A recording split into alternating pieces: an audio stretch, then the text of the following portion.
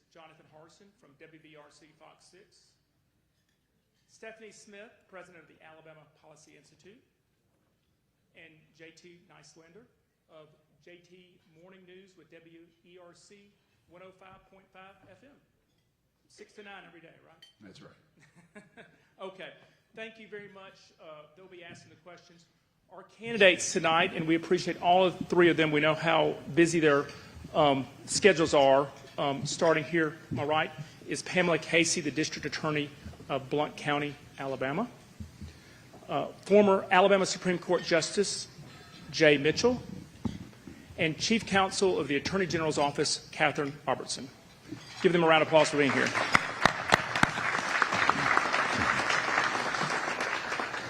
So let me just talk about basically the ground rules for where we are. Each candidate will be given 3 minutes for an opening statement. We'll start right here on the right.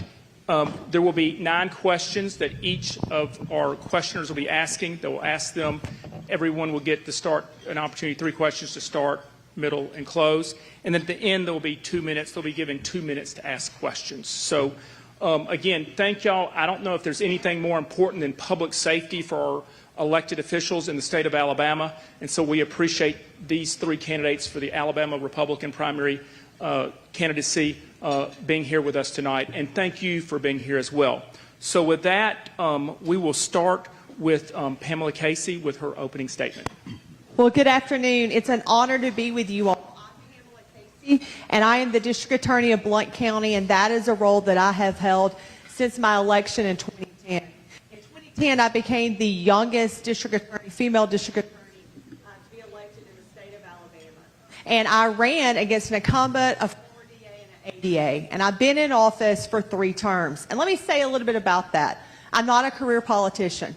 I am a career prosecutor who spent my entire professional career fighting for our families and fighting for the people of this state.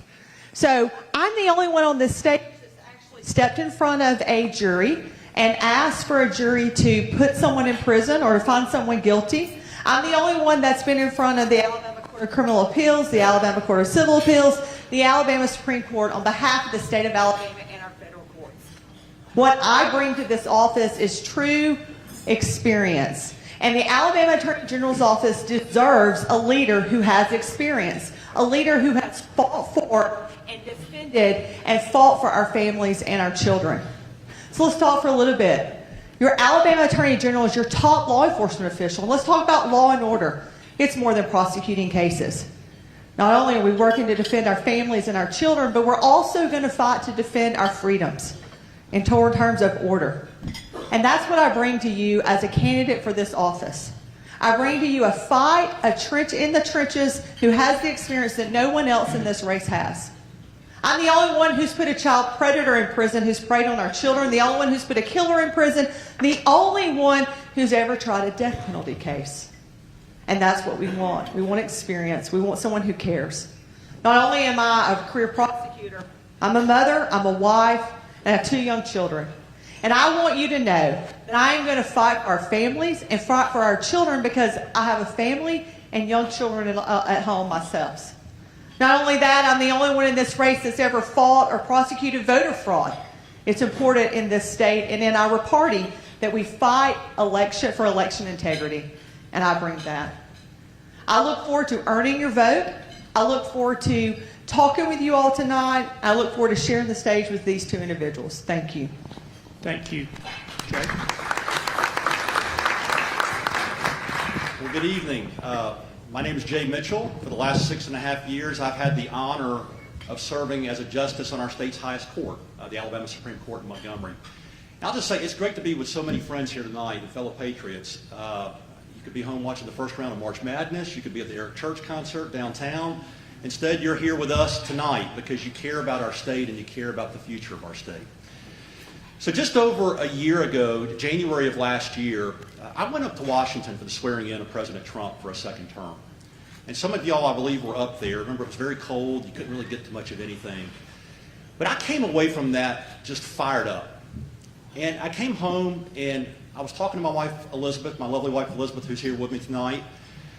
And I said, you know, sweetie, for our whole lives, as Christians, as conservatives, we've been on defense.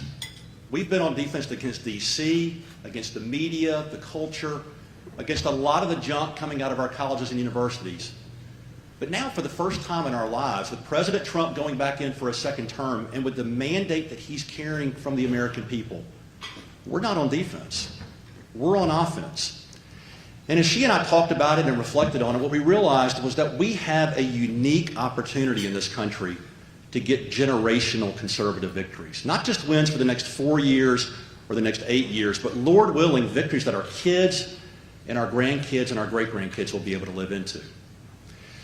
Now, I think we all know if we're going to have true, lasting conservative change in America, it can't just happen in D.C. It's got to happen in the states. And if you really want to boil it down, it's got to take root in the red states, which is why it's so critically important that we elect leaders in this next election who don't just wear the right party label, who don't just say the right things, but who understand what time it is in America. This is not a time for defense, for being passive, for lying back. This is a time for going on offense with President Trump and soon-to-be Governor Tuberville. And ladies and gentlemen, I pledge to you tonight, that's the kind of Attorney General I'm going to be. I'm going to be on offense for you, for our values, for our way of life, and for the people of Alabama. And I'm looking forward tonight to be able to answer some of these questions and talk about my vision as our next AG. We've got to get the problem of violent crime under control in Alabama. And I think we'll probably have occasion to talk about that tonight. And then the second big priority for me is really going to be helping President Trump and Coach Tuberville go and get these generational conservative victories. And there are all kinds of things we can and should talk about. Combating DEI mandates, making sure that boys stay out of girls' sports, making sure that we're taking on the scourge of left-wing violence. All kinds of things we can talk about there. But we've got to have an AG who's got his eye on the ball, is ready to go on offense, and I pledge I'm going to be on offense for you. Thank you. Thank you.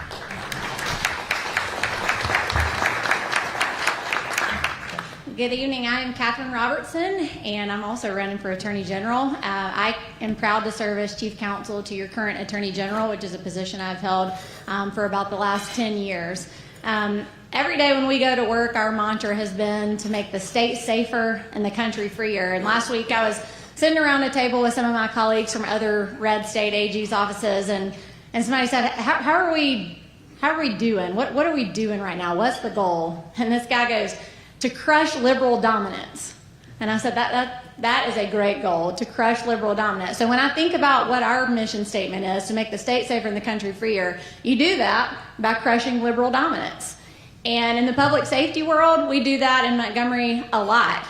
You wouldn't believe, some of these legislators here would, but you wouldn't believe the influx of the left even in Alabama's criminal justice system. And that's why over the last 10 years, we have gone to work to make that one of the toughest and most law and order justice systems in the country. We have reduced reductions in sentences. We have gone after gang crime. We have gone after leniency in our parole board and reformed that system. We have upped the penalties for lots of crimes that our urban areas are struggling with. That's how you crush liberal dominance. You go to work to make sure that the ACLU and the SPLC and EJI don't get a foothold in your criminal justice system. But you also do it on the national front. You crush liberal dominance by returning power back to the people of the state of Alabama and by partnering with a president who shares that same interest.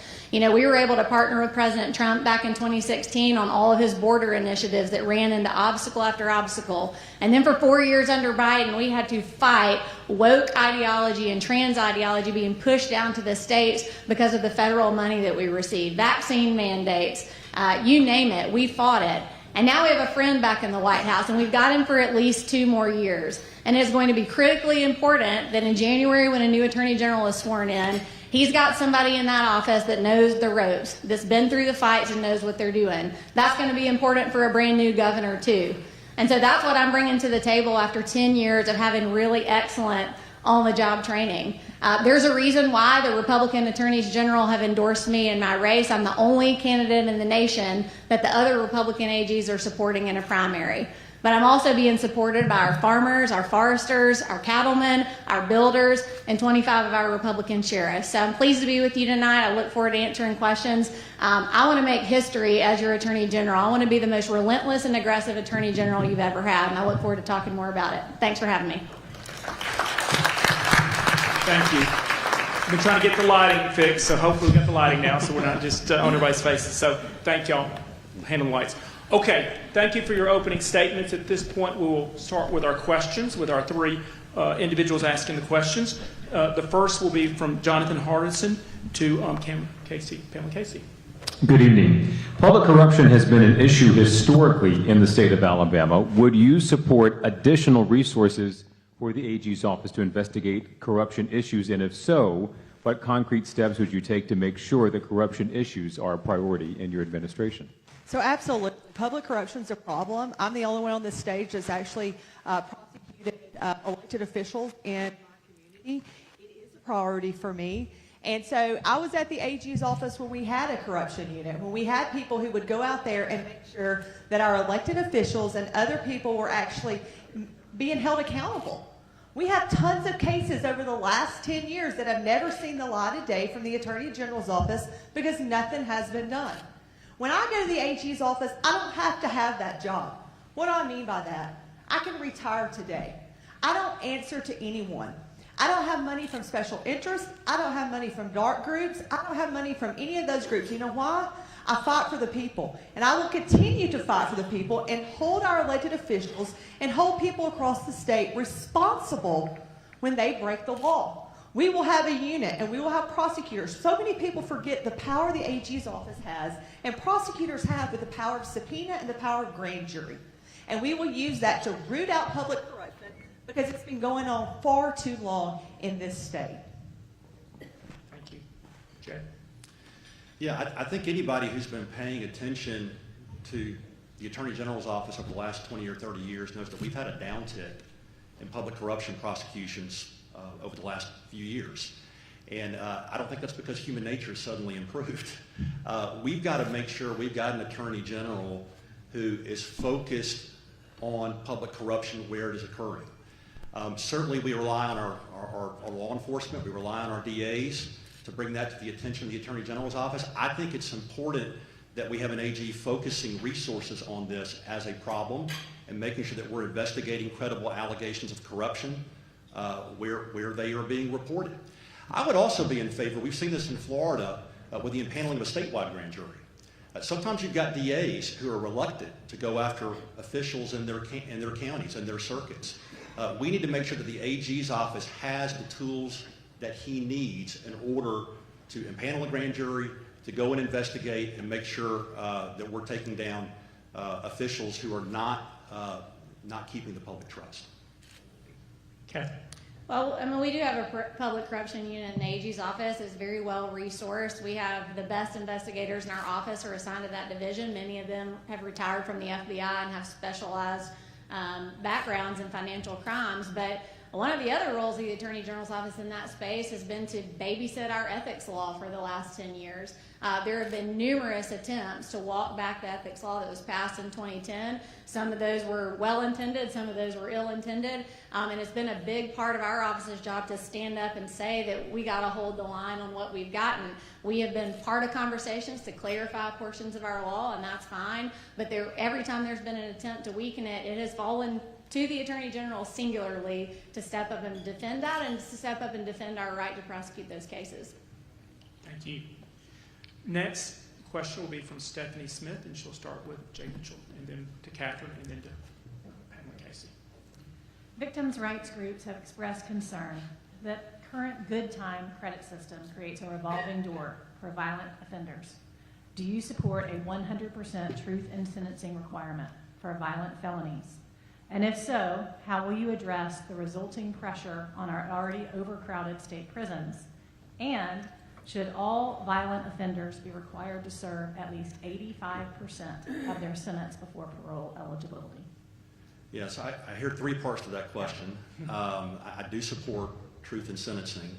I think as far as we are stressed to the max right now on our corrections capacity. You know, I've heard Coach Tuberville, who's going to be our next governor, talk about the need, perhaps, and I agree with this, to enlarge our corrections capacity. You know, we're building new prisons right now, but it's really not going to enlarge our bed capacity. I think we need to take a hard look at enlarging our capacity so that we can house prisoners, house more prisoners, and not have them come to the front door and leave to the side door, which is what we've had. We've had this revolving door system going on. So I am in favor of truth in sentencing, especially for our violent felons. Catherine? Yeah, so a couple years ago, a Bibb County Sheriff's deputy named Brad Johnson was killed in the line of duty, and it turned out the guy that killed him was out on good time, and that set off a frenzy. And one of the first phone calls I got was from Senator April Weaver, and she said, how do we fix it? And so she and I sat down and put pen to paper and worked many weeks on something that was later called the Deputy Brad Johnson Act. That act reduced the opportunity for correctional incentive time for most violent offenders by about half. It completely disqualified higher classes of violent offenders, and it made sure that you couldn't get good time on top of mandatory early release supervision, which was some tool to apparently reduce our prisons that I did not support. So I think that we've had to walk two really fine lines. We are the counsel for our prisons. We have to consider the issues that they're up against, and there are many. But at the same time, we have been the main ones driving what you do about violent offenders. You don't let them out. You don't push leniency on your parole board, and you don't let them out early for good behavior. You also don't let them out early for getting their GEDs and all these other ideas we're having. So while nonviolent offenders can be reformed, data shows that there's a possibility of that. Violent offenders cannot be. Even the United States Sentencing Commission, which is not super conservative, says that violent offenders really cannot be reformed. And so if they're going to commit violent crimes, we got to have a place to put them. That's not always an easy solution, but I've certainly done my part to reduce those fake sentences, and serving a 30-year sentence is no longer a thing in most cases for violent crimes. Thank you. Pamela? You could go back over the last 20 years of me being a prosecutor. And truth in sentencing isn't something I decided to talk about when I wanted to run for Attorney General. For almost 20 years, I've been screaming from the rooftops, if we don't get truth in sentencing, we're going to see more people die. And we saw that. We've gotten to where we get these calls of how do we fix this, when there have been people in this field for years saying we've got to fix it, but we wait till there's an emergency. We wait till someone's dead. We wait till we get Bibb County and we have kids being raped and sodomized before we care about the death penalty for child molesters. When we have tons of DAs over the years who've been screaming for truth in sentencing. So I absolutely support that. And what we would see is if we went to truth in sentencing, our correctional facilities would know what our numbers were going to be, because we would know on May 1st, this number of people are coming out because they're completing their sentences.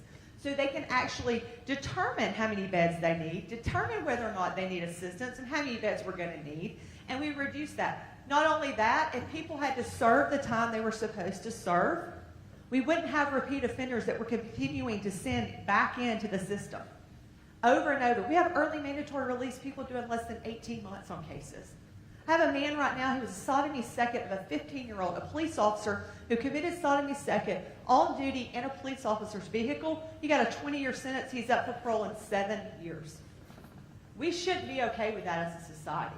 So yes, number one, we need truth in sentencing. Number two, we have to make sure that we would then know what our correctional balance is, the number of people in there. And finally, 85% should be the minimum. Why do you think the feds use that? Why do you think the feds care about how long people stay in? It reduces the number of repeat offenders if we would go to truth in sentencing. And I think our legislators are letting our citizens down if they don't make a move toward that to protect our children and our families. Thank you. Our next question will be from JT. We'll start off with Catherine Robertson.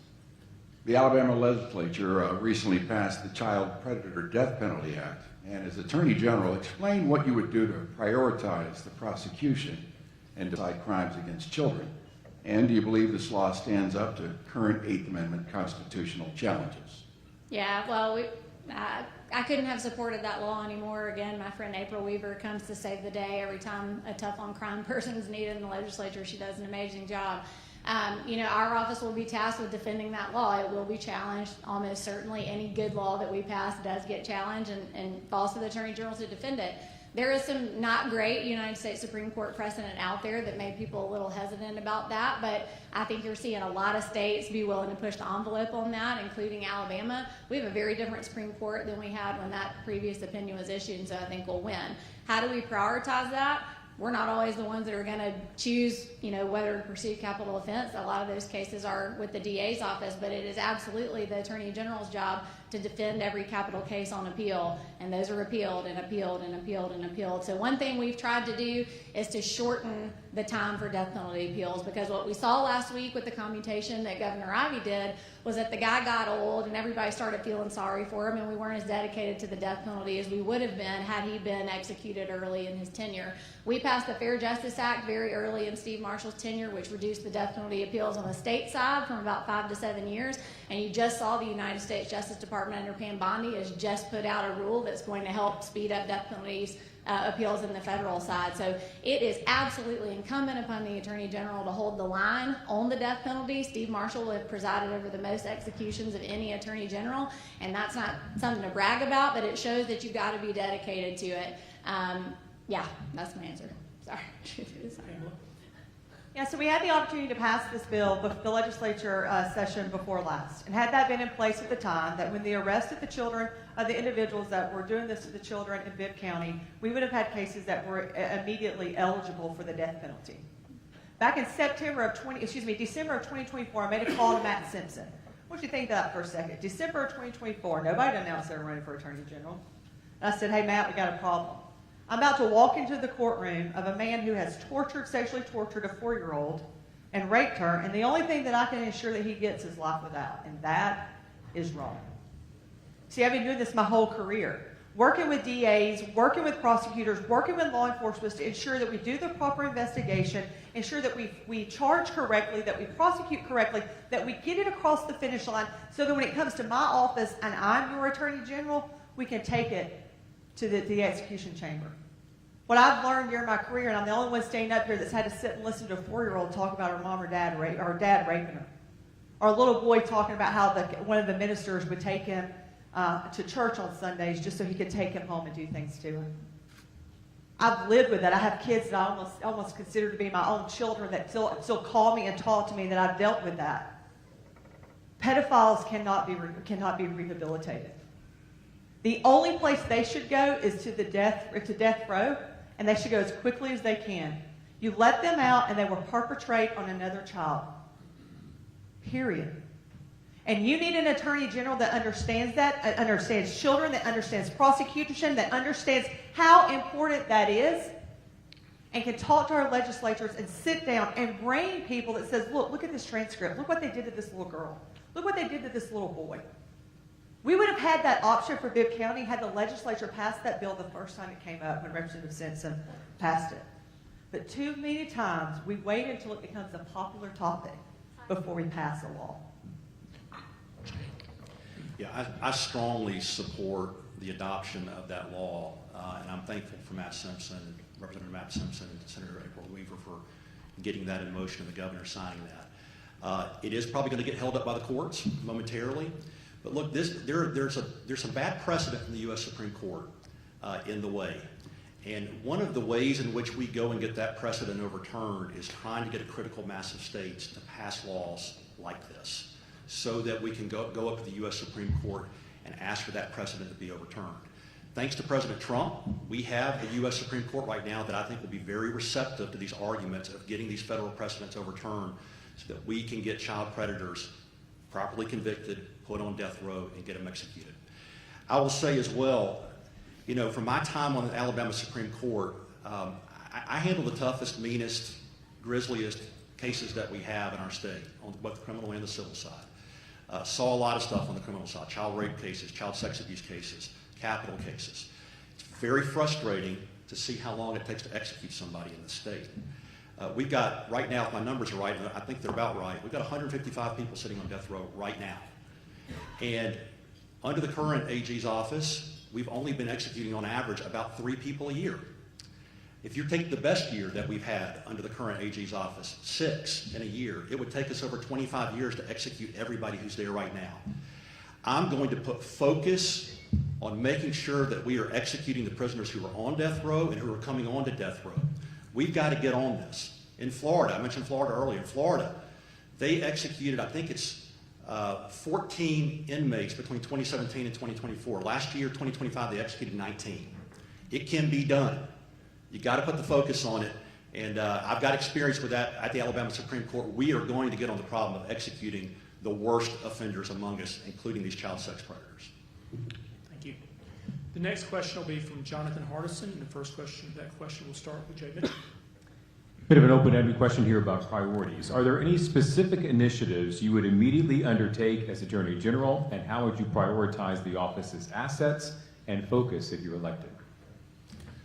Yeah, well, I think first and foremost, we've got to make sure that the resources and the assets of the office are focused on what I consider to be our greatest problem in the state, which is the problem of violent crime.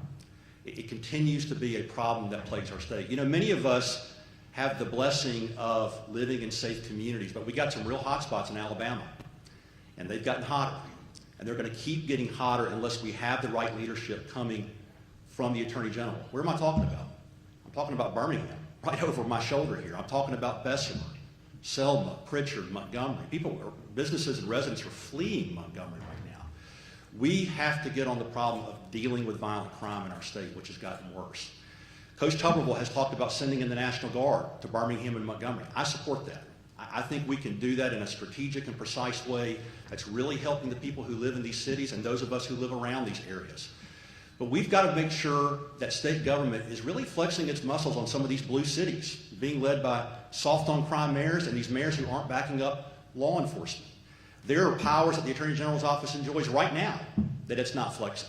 It's not using those powers. And I would be in favor of even adding to the powers of our state government and the AG's office to make sure we can go after violent crime, these hot spots of violent crime that are occurring. So on day one, that's going to be my biggest priority when I walk in, is making sure that we're linking arms with Coach Tuberville and his administration, linking arms with our great DAs, our police chiefs, and our sheriffs across the state, and making sure that we're dealing with the problem of violent crime.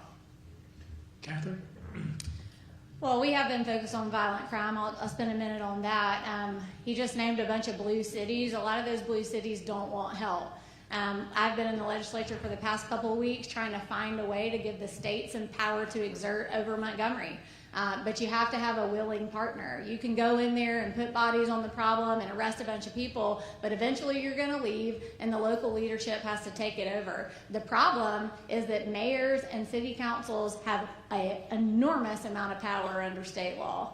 They have a ton of power to keep us out if they want us to. And if you don't have a sheriff in a county that's willing to work with you, you got even bigger problems. So Derek Cunningham in Montgomery is a willing partner, and that's why we've had a lot of success there with the MAX program. If J.J. Reach, who's here tonight, becomes the sheriff of Jefferson County, then we'll be able to fix that problem too. But you got to have a willing partner on the ground. And unfortunately, voters in these cities and in these counties are not electing people that prioritize public safety, and that's a real shame. I think the Attorney General's job is to provide an ecosystem with tough laws, tough sentencing, and give them the tools they need, but they've got to take advantage of them. But you asked for specific priorities.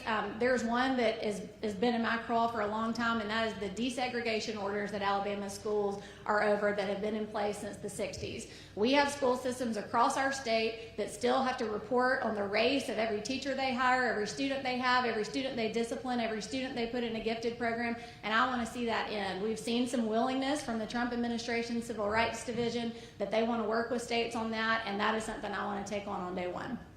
Thank you. Pamela? Yeah, I managed an office for 3 terms, and one of the things that I make sure that we do in the Blount County DA's office is, are we effective and are we efficient? So the first thing we do is we evaluate the AG's office as it currently is. I will tell you, I started my career at the Alabama Attorney General's office as an Assistant Attorney General in capital litigation and violent crimes. And when I was in violent crimes, I tried cases and I handled cases. Currently, the Alabama Attorney General's office handles very few cases on behalf of DAs.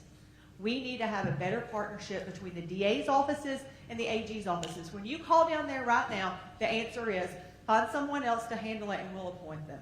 That is not acceptable. So number one, we're going to reestablish those relationships with DAs and make sure that the trial division of the AG's office is handling cases and working with our DAs. And that's how we affect our crime problem, is that we work with those DAs that need additional assistance and resources. Number two, we work with law enforcement across the state. They don't get enough training in terms of unless you can pay for it. So it's establishing law enforcement training across the state. And the way we do that, and the way we work that way, is we create regional offices for the DA, for the AG's office, so that you have a prosecutor and investigator that can work in each additional LEA region to work with those offices to attack the problem of violent crime. And the final thing is, we have to make sure that every person in the AG's office is actually there doing the work they're supposed to be doing. And I think that when I become the Attorney General, we'll evaluate. There are people that put in positions and almost punished for stances they've taken over the years, over the last several administrations. I think there are people who are not being used to their fullest capacity that are currently at the AG's office. Thank you. The next question will come from Stephanie. We'll start off with Catherine Robertson. Senate Bill 257 proposes a statewide vote on a lottery, casinos, and sports betting. The gambling industry has become one of the largest donors in this election cycle from top to bottom. Can you state for the record whether you have accepted campaign contributions from entities tied to the gambling industry? And if the answer is yes, how will you ensure that you and your office remain an impartial arbiter in future gambling legislation and possible tribal-state compact negotiations? Yeah, thank you for the question. I am opposed to that Senate bill and have been for a very long time. We've been very outspoken against the legalization and expansion of gambling in Alabama, a position that I've written quite a lot about since my days at the Alabama Policy Institute. As reported on my financial contributions, I did receive $10,000 from the Porch Creek Indians earlier in this race. We do not regulate them, and I have a relationship with them that is more law enforcement focused than gambling. Whether we like it or not, they are here, they're a sovereign nation, and they have their hands in a lot of other things, including a lot of philanthropies. And so I did accept that. I reported it as I should have, but that has no impact on my position on gambling. That is very well known, it's very well recorded, and it's not something I could hide from even if I tried. So as Attorney General, I'll continue the same position that this Attorney General has had, which is to oppose those things. In fact, I would like to see the Attorney General's office have more resources to fight gambling. Pamela? Yeah, so it's no secret on my campaign finance forms that the Porch Creek Indians have given me a contribution of $10,000. Actually, Stephanie's grandchildren are in the Aniana school systems where I am the district attorney, and I knew her and knew her grandchildren before that, and many of you know who Stephanie is. In terms of gambling, again, I'm the only one on this stage that's actually prosecuted someone who had illegal gaming machines. So in terms of whether or not I will fight gaming and whether I will fight illegal ovary or illegal gaming, illegal anything, I've done it. There's no question about that. Now, what do I believe about gambling and the lottery and casinos? Well, number one, I think it should be the legislature's decision to decide whether or not the state of Alabama is going to vote on that. Okay, and that's a decision because the legislator are responsive to their citizens. They should be listening to their citizens about whether or not that's the vote that the people want. And I think as the AG, it's my responsibility, once the legislators pass that law, to defend the law if it's defendable. Okay? So we sit and we talk about what do we think our opinion is about a particular bill, but at the end of the day, the legislators are the ones who have to listen to the people that they represent about whether or not they want a lottery bill or whether they want table games or whether they want all these other things. I'm against that personally. But at the end of the day, the legislators should listen to the people and their districts and their areas to make that decision about whether or not the people are going to get the opportunity to vote on that. Jay? Yeah, I haven't taken contributions from the gambling industry. It's been offered to our campaign, but we've declined it. And the reason why is because I'm opposed to gambling. And I'm opposed to gambling expansion in Alabama. What I get concerned about is that we end up in a situation where we have casinos up and down our state. We're right up the mountain here from the city of Birmingham. We've had record crime and homelessness in Birmingham. Can you imagine dropping a casino right here and what that would do? Many of y'all are going to be going home and packing up to go to the beach for spring break next week and going down to our wonderful beaches and Gulf Shores and Orange Beach and Perdido. Can you imagine having casinos lined up and down across the beach? So I'm against gambling expansion, and I've been clear and unequivocal about that in my campaign. That being said, the legislature may opt in the next quadrennium or maybe even sooner to put a vote before the people to change the laws on that through a constitutional amendment. And I'll say, if the people decide to change the laws on that, as Attorney General, I'll be duty bound to enforce whatever laws are there. And I pledge to you that's what I'll do. That's how I was on the court. I always tried to interpret and apply faithfully the laws based on the words on the page, and I'll do that as Attorney General as well.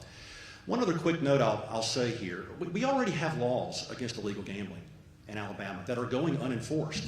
And Jefferson County is a prime example. Drive out to West Jefferson County on Old 78 or up North Jefferson County toward Kimberly or Morris. We've had illegal bingo parlors and illegal bingo machines cropping up out there that have just gone unenforced. And I'll tell you, we've got to make sure that that's a priority of our DAs, our AG, and law enforcement. We're tolerating lawlessness right now in certain areas of our state by allowing illegal gambling to go on. I think we all know, if you allow lawlessness to occur at this level, it eventually creates a message in the environment that people say, hey, I can just commit lawlessness and commit crimes at higher and higher levels. So we've got to make sure that, that illegal gambling is no longer tolerated in the state. Thank you. The next question will be from JT. You'll start off with Pamela Casey.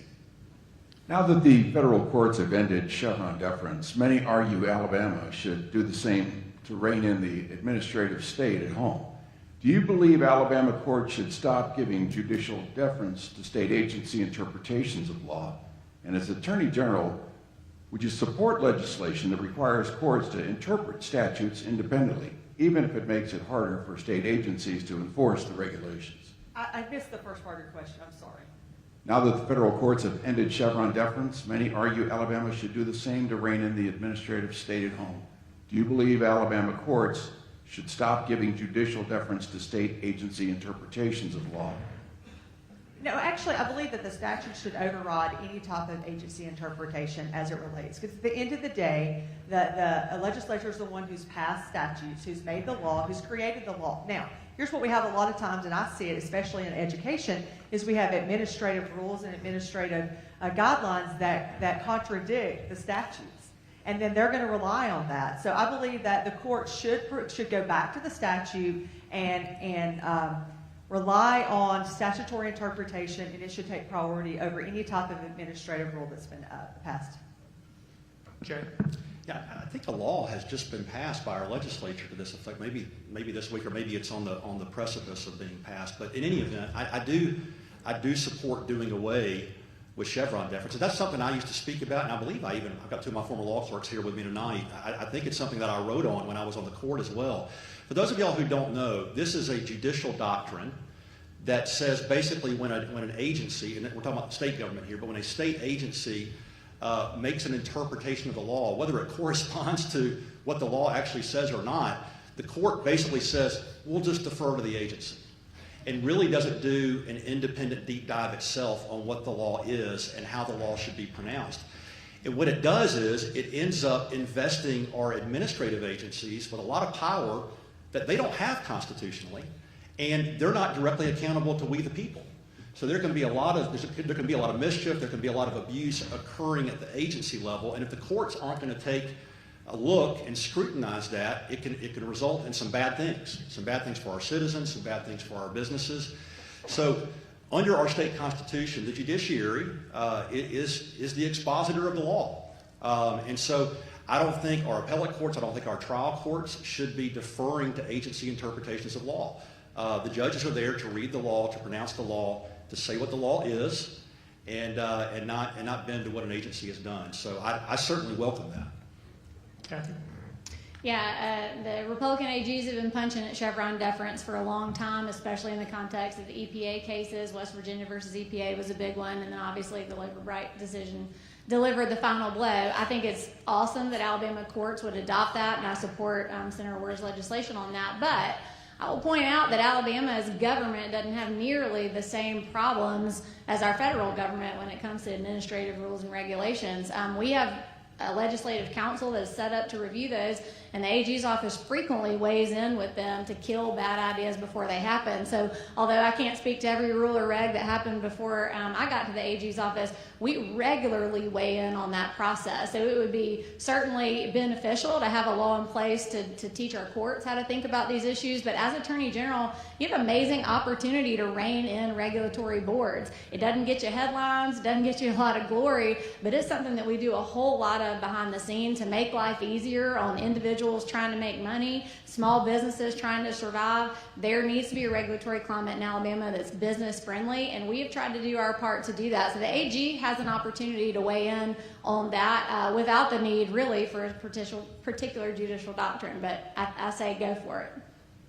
Thank you. Next question will be from Jonathan Hardison, and I'll start off with Catherine Robertson. What role do you believe the AG's office should play in regulating the way our kids interact with technology, specifically social media? Does the combination of state and federal rules in action right now work, or is more or less needed? And do you support the Kids Online Safety Act? Yes, I do.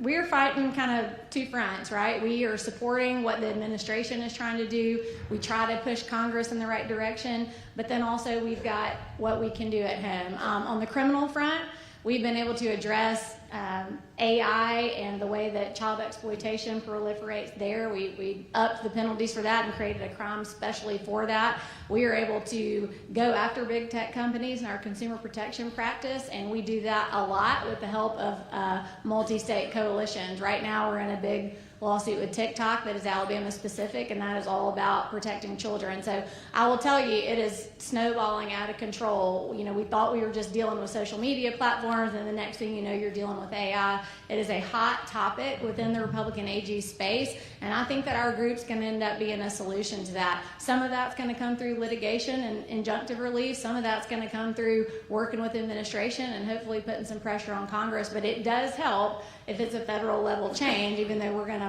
bite off the pieces we can at the state level for sure. Pamela? You all have a phone with you right now, most of you. I want you to take it and turn over to the back. Most of you have an Apple iPhone. Turn it over. If you don't have a case on it, you can see through. What do you see on the back of it? You see an apple. What about that apple do you see that's different? Is it a real apple, or is there something about that apple on there? It has a bite taken out of it. And I want you to think back to when evil came into this world with the bite of an apple. Those phones are evil. They are ruining our children, and I have been screaming from the hilltops since 2015 about the dangers of social media for our children. I've been on 48 Hours, Good CBS this morning, the Today Show, Good Morning America, for years, talking about how dangerous this has been. Our AG should have been over at the legislature 10 years ago saying we have to do something to protect our children. Why? A child's brain is not fully developed until they're in their 20s, almost 25 before the brain's fully developed. And what that says is they can't make good decisions. They don't understand that the things that they're doing right now will affect the rest of their life. The things they post, the things they say online. And yet what do we do as a society? We're okay with no regulations from the state or really from the feds until Senator Britt came forth within the last year to fight for this. We must have not only the federal level, but the state level that understands the dangers, who's seen the number of children who've been solicited from online. Not only that, we have daycares, and we have schools that are allowing children to sit them in front of a screen, and they become addicted to that. Studies also show, and MRIs have shown, that the same thing that lights up when you use crack cocaine or drugs is the same part of your brain that lights up when children use online devices. We have to stop it, and you have to have an AG that has the expertise and the experience to talk to our legislators, get them to understand it, and to be able to go to Washington and work with Senator Britt on the issue, and I'm the only one that can do that. Thank you. Jay? Yeah, I'm very concerned about this, and I believe that the AG has a bigger role to play. Elizabeth and I have 4 kids, 2 kids in college, 2 in high school right now. Our kids have grown up, certainly when they were teenagers, with devices and using devices, and our son doing online video gaming and the like. Let me tell you, we put filters on phones, we put all kinds of parental safeguards on there, and it's so difficult for parents, really exhausting, just trying to keep up with the technology and trying to keep your kids from working around it. And in many cases, you don't get any help from the platforms or from the device manufacturers. So parents need help. Parents need help in protecting their kids. And I commend, first of all, our Republican legislature that has been passing good laws, in my view, to protect our kids, to make it more difficult for them to access obscenity and filth and allow predators to get a hold of them online.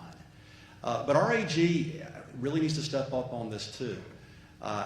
If there are particular companies or platforms that don't have adequate safeguards in place for our kids, I think that has to be looked at very carefully. We certainly see other Republican MAGA AGs across the country who've gotten in that fight and been very involved there. We're now looking at the advent of AI, and guys, it's moving so fast, it's hard to keep up with. But we got to make sure that our kids are protected from the risk and the dangers of AI as well. And the state's got a huge role to play in that. I know there's a big debate going on nationally right now about whether this is going to be regulated at the federal level or at the state level or some combination of that. But I want to make sure that we, the people of Alabama, have an opportunity to weigh in on that we can elect our leaders to go and make sure that we're protecting our kids and holding those child predators and holding anybody who's allowing those child predators to get to our kids, holding them accountable. I will tell you, I care passionately about this issue, and I'm going to go at it with the heart of a dad. I'm going to come at it with the heart of a dad. We are going to protect our kids, and I'm going to do everything in my power as our next AG to make sure we do that. Thank you. Our next question is from Stephanie Smith, and we'll start with Pamela Casey. Last year we passed age verification. This year we passed the App Store Accountability Act. So Alabama has officially joined the fight to mandate age verification on social media and app stores, among other things. As Attorney General, are you prepared to lead a multi-state lawsuit to enforce these requirements? And what would your legal strategy be for overcoming any First Amendment hurdles that have stalled similar laws in other states? Well, let me start by saying age verification sounds real good, but it doesn't really work. I'm just going to be straight honest with you. Kids, in terms of apps, in terms of verification, there's no real age verification that goes on with these apps. So I think that there's been a lot of lip service that's gone through, whether it's with the federal government or whether it's with our state government. Oh, we now have age verification. Do you know these kids can go around it? Do you know that Facebook is a 4+ app? So all your children over 4 can get on Facebook. Have you looked at the age for Instagram and all the other different apps, for the Kick app, for the After School app? I could give you 20 apps. There's an app right now called Omegle that on the website says, hey, beware, predators are known to come here. And yet all we talk about is age verification. Do you know who sets up the app age for these apps? Is it a committee or a group?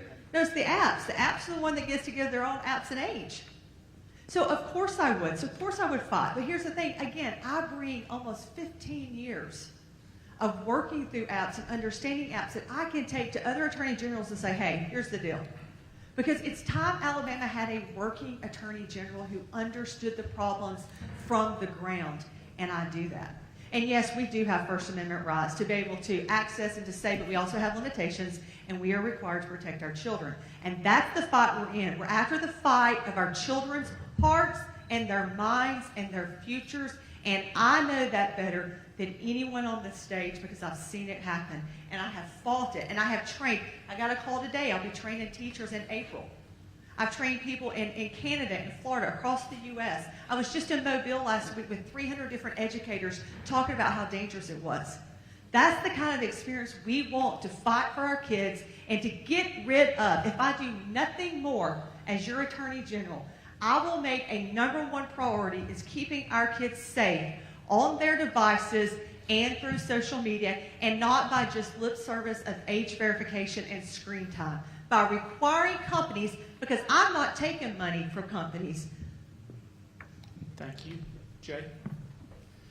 Yeah, it's a great question, Stephanie. And I like the way you asked it, which is, are you prepared to lead on this? I think many times our AG's office has been doing a lot of joining, but not a lot of leading on big issues like this. And I think Alabama needs to be a leader.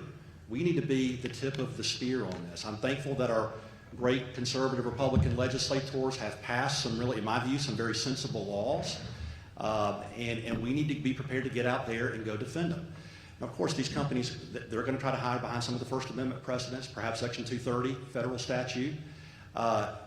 We got to attack it. This is what I was talking about in my opening statement. We got to be on offense. We got to be aggressive about this.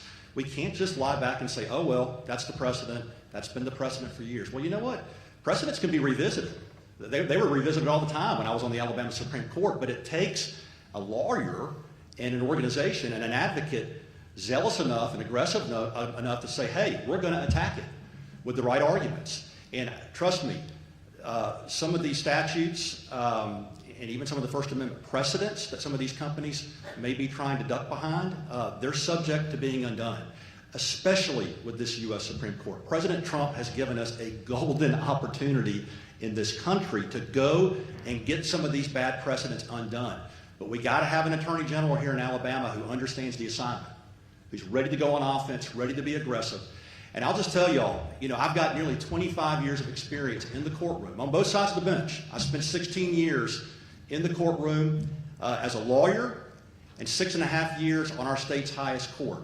I've got a couple of my former law clerks here with me tonight. 3 of my former clerks have been picked by Justice Clarence Thomas to come and clerk for him on the U.S. Supreme Court. We were doing good work at the court.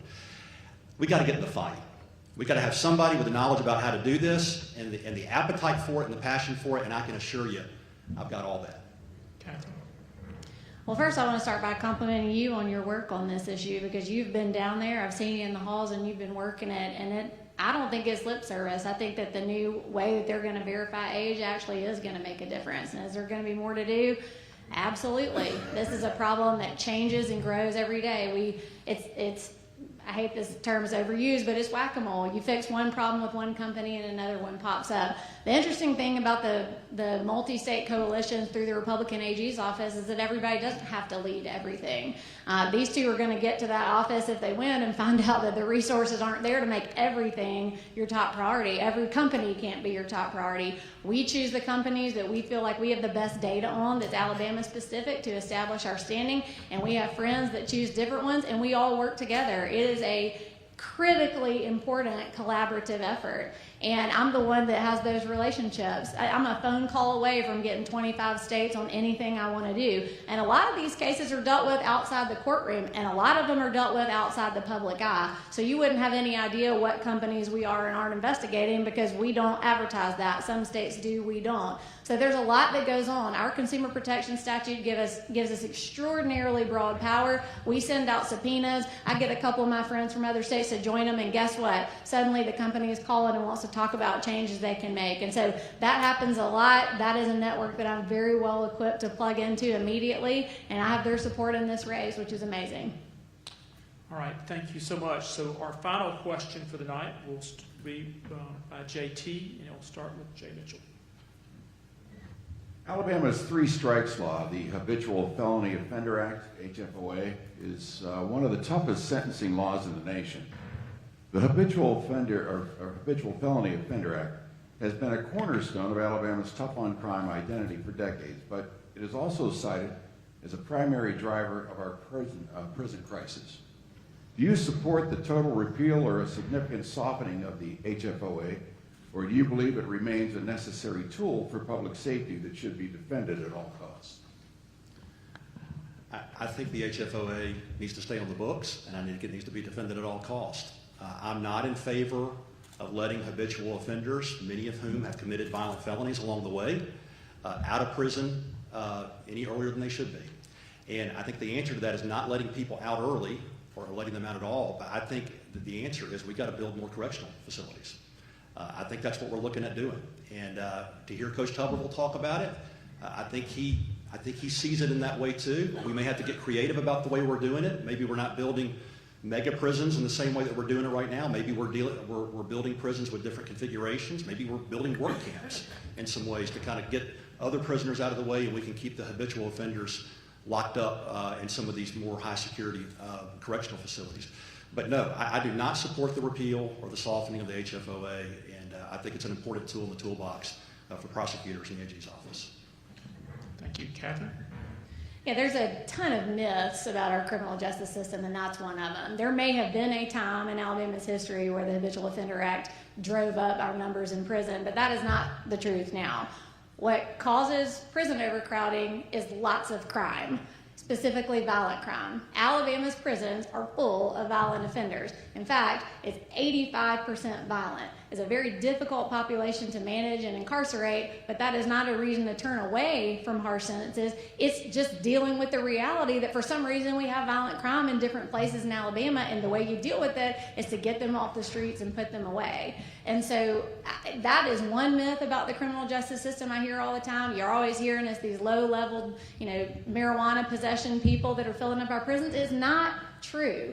Our whole judicial system, our whole criminal justice system is very well aware of the fact that we have prison overcrowding. And that idea has trickled down into every decision that's made. So I can promise you today, you are not seeing judges throw people away forever over the Habitual Offender Act. If they're in jail for a long time, it's probably because they raped or killed someone. And so I don't buy into that myth. It's one of many that is often proliferated by groups like the ACLU and the SPLC and EJI. I don't buy into it, and it needs to stay on the books.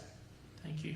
Pamela? Yeah, so one of the problems currently is that HOA or Habitual Offender Act is not really, we're not able to use it as prosecutors. And what do you mean by that? We currently have sentencing guidelines in the state, which is a worksheet.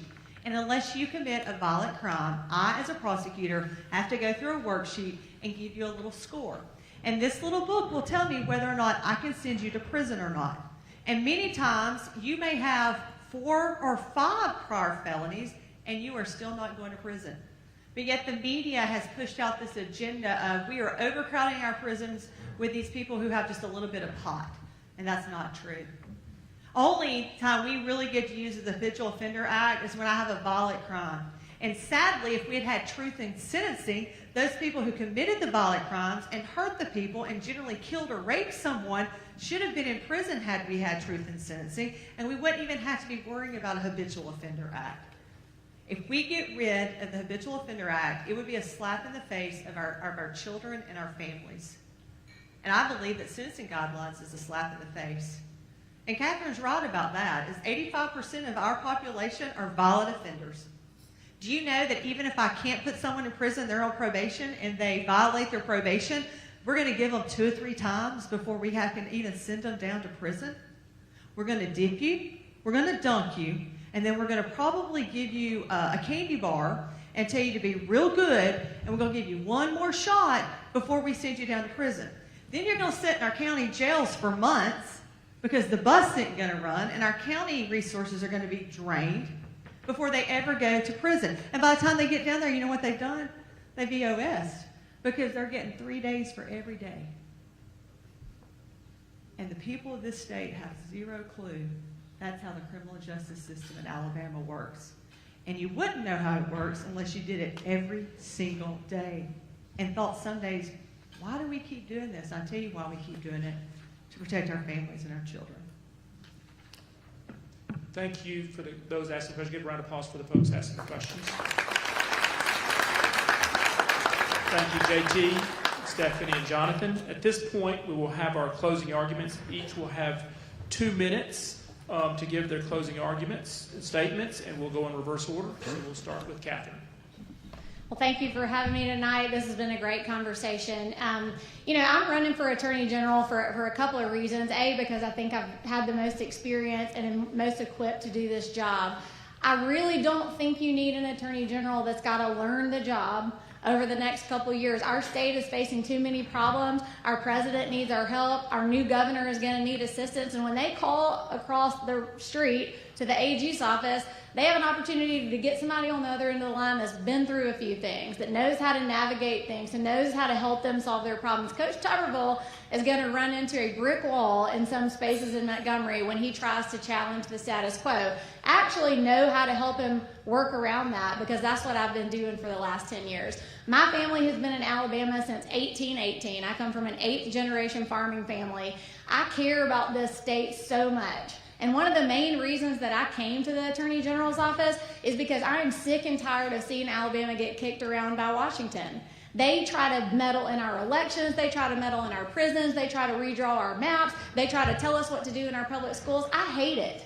I'm sick of seeing Alabama sell our sovereignty. I'm sick of seeing us have a defeatist attitude. And you have to have an Attorney General that's ready not just to be the last line of defense, but to be out in front punching. I care an awful lot about our criminal justice system. My record reflects that. And I think that the endorsements and the support I've had in this race as just a lowly staffer that came out of nowhere to run for office for the first time ought to tell you something about how I operate behind the scenes. So I would really love to have your vote on May 19th. I'm going to work hard and hopefully get across this finish line. Thank y'all. Jay?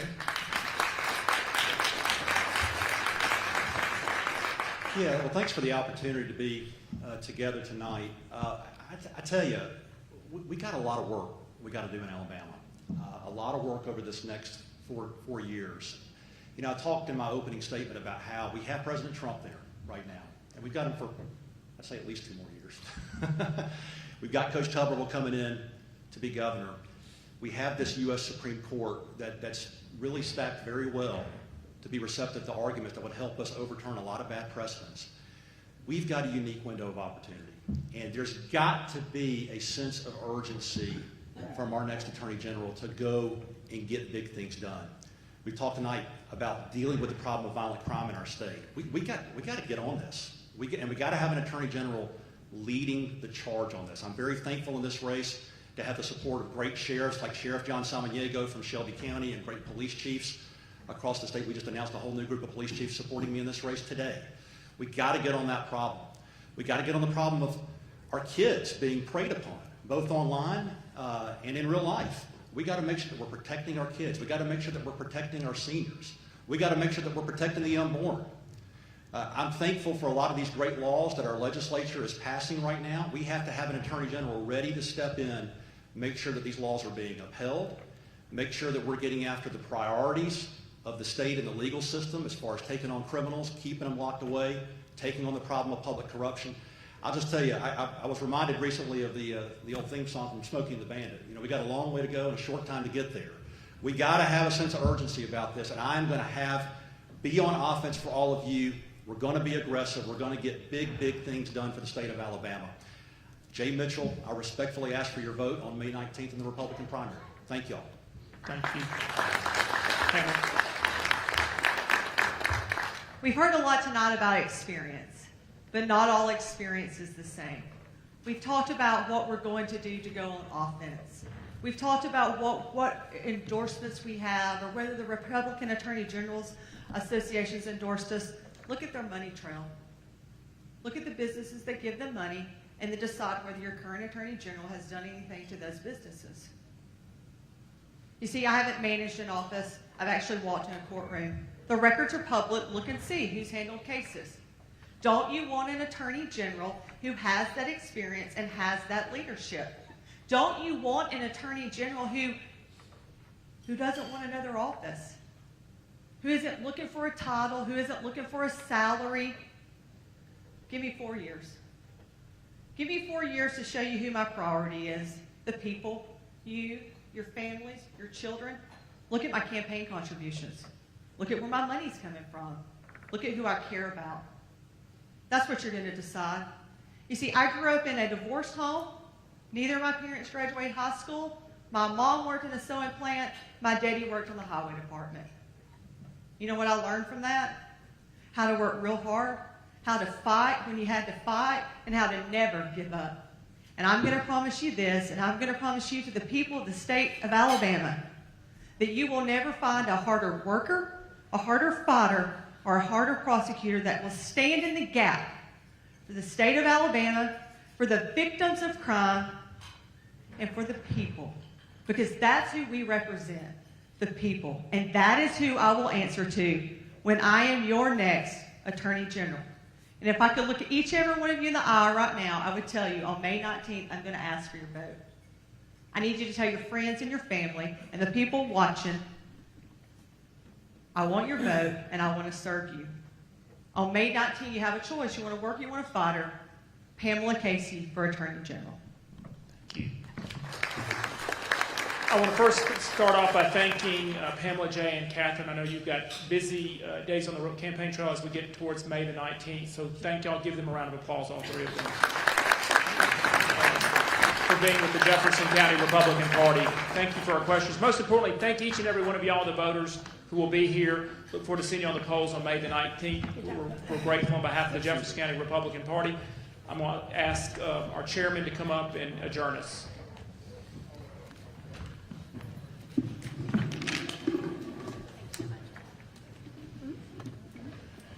Let's give them another big round of applause.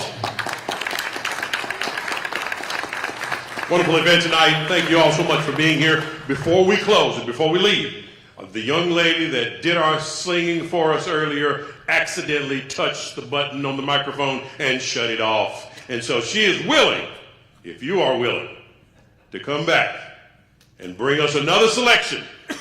You raised me up. Clara Kelson.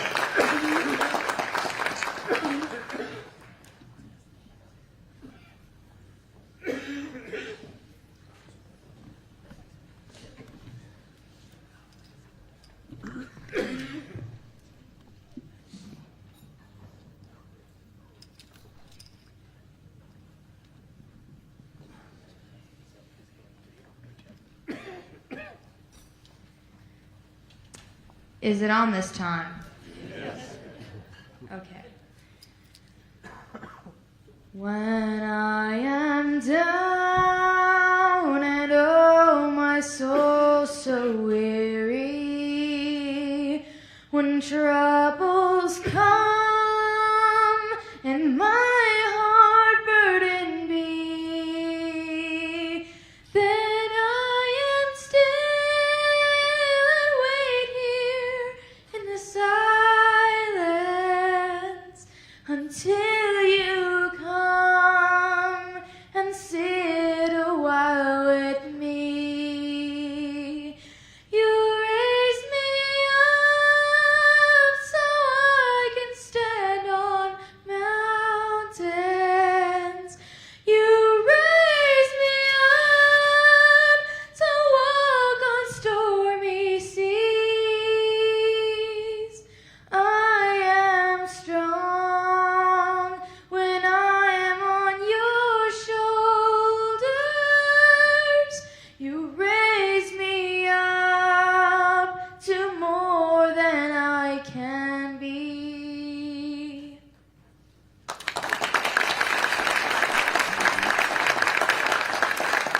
Thank you all, and please drive safely and have a wonderful evening. I'm going to ask if would the candidates come back up to the front for just a moment, please.